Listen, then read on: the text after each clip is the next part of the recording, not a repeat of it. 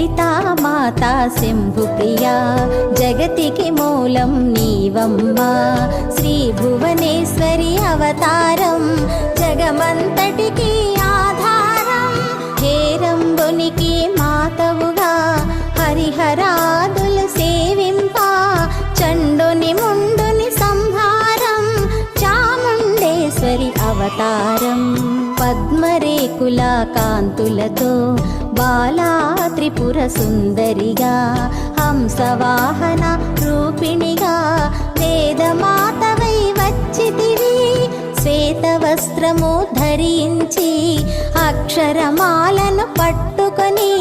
భక్తి మార్గము చూపితివి జ్ఞాన జ్యోతిని నింపి